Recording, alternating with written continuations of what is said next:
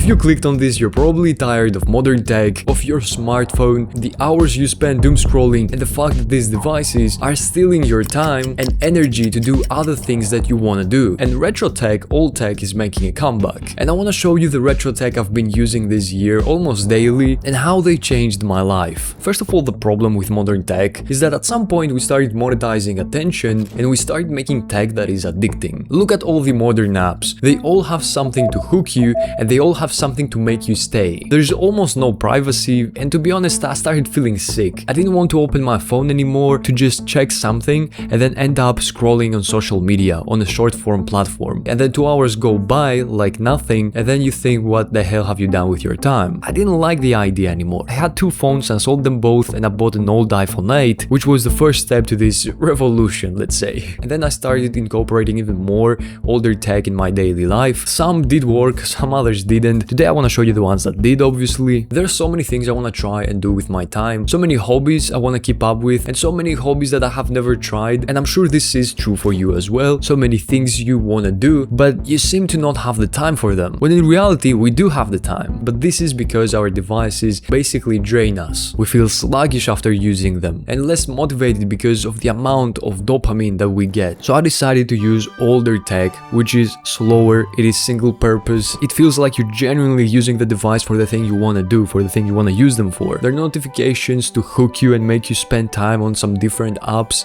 in order for them to make money. These devices have made my life better, and we're starting with the first one, which is my Nokia 105. This probably is the best purchase I've ever made. It only cost 25 euros. I've been going back and forth with this. I've used it for a month straight without ever using my iPhone at all. And the reason I got it in the first place is because I wanted to prove to myself that I'm not addicted, even though I made my iPhone like a damn phone. I have a whole video on this experience, but that made me realize that I don't really need my phone, and my daily life was actually slower. I was going outside for a walk or out with my friends, and I didn't constantly check for notifications, reply to messages, and try to fill in every empty moment in my life. Because these empty moments where you're bored probably are precious. This is what makes life slower. The next thing I want to show you is my Olympus MU1, which is a film camera. I have this actually for 3 years I think now, and I have 3 I think film rolls that I haven't developed because I've been procrastinating, and I've ruined another 2 I think. And the beautiful thing about this is that you can only take 36 or 24 in some film rolls exposures, photos. So when you have your iPhone, there's no beauty in being able to just take 1,000 photos on a trip. With a film camera, you have to be more present and you have to choose your shots very carefully, because the number of photos you can take is limited. You will be more present, you will look around more, and it feels like you're actually doing photography. When you shoot on your iPhone, it's just taking a photo, you know, it doesn't matter. But this one feels like a form of art. You can get way more creative with this one than you can get on an iPhone, because it just inspires you to do so. There is a difference if you want to draw something on paper and if I tell you to draw something on your notes app in your iPhone. One of them will inspire you to be more artistic and the other one will be just more for fun. In the same one I would put my digital camera, which is again an Olympus. It's like an honorable mention because it's basically the same thing. It's just that with this one you can take more photos basically, but it does count, you know.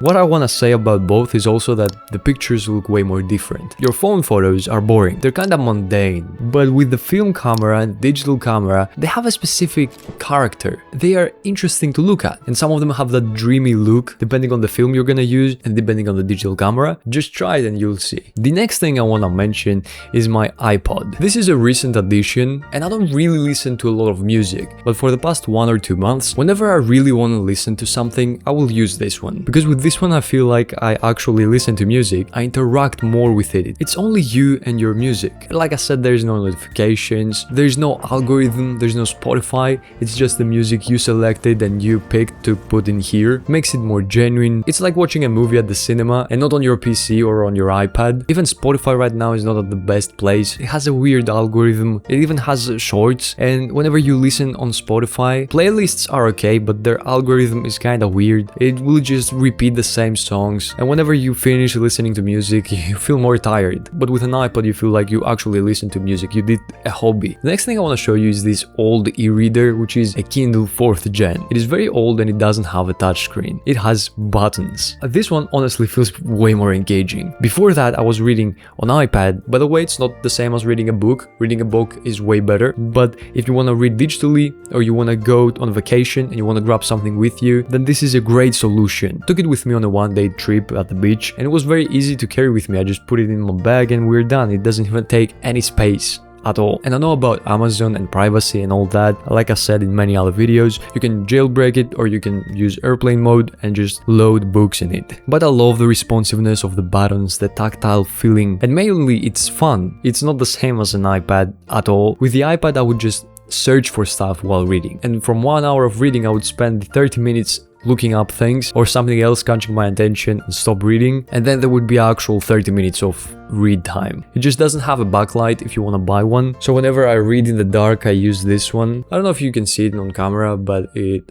shines. The next thing is my Nintendo DS Lite. I've mentioned this one a lot of times in this channel, have a dedicated video on it, but I love it because of the nostalgia, like most of these things, and because it is a dedicated gaming device that doesn't have Wi-Fi. It's offline gaming. It's you in the game again, like you in the music. You can even get an R4 card. This is from AliExpress. Has tons of games in there. You just pick your favorite and you play them. And these games were developed way differently than modern games. They don't have any gambling in them. They don't have any weird techniques to hook you, because they didn't make money by advertising or by you using the Nintendo DS as much as you can. It was up to you. You bought the game is yours. You do whatever you want with it. You do whatever you want with the device. No subscriptions. Everything is yours. With modern gaming, that's not exactly how it works in many cases. I'm not being absolute here, but it also feels like a genuine experience. You play a game on your PC and you feel tired afterwards, especially with online gaming. I like indie games. These are good. But when you play here, you don't feel that. You feel like you actually play the game. You feel more relaxed. You actually did a hobby. That's the feeling you get. Or at least I do. And the last thing I want to show you is something kind of random, but it is this calculator. I had exams and I was studying for university for the past few months, and this was basically my best friend whenever I was solving exercises. I know I could use my PC and my calculator or my phone, but I went and bought this one. It's not exactly old tech, but you know, the concept of using a calculator is more analog and more vintage, retro. Whenever I had my notebook here with me and I was solving exercises and had this one next to me, it was just us, you know, my exercises, my calculator, and it was calm. Remember when you were in middle school and solving maths? This is exactly how it felt. The best way I can describe this, like that midday or afternoon nap your parents took while you were studying, that's exactly what it felt like. Unfortunately, my camera died, but this was everything I wanted to show you. That was the last thing, and I wanted to tell you thank you so much for watching until this point. If you're watching this now, I truly appreciate you. I hope you joined the family and you enjoyed this video and you got something out of it. You're gonna try something out. Again, thank you so much, and I hope I will see you next time. Bye bye.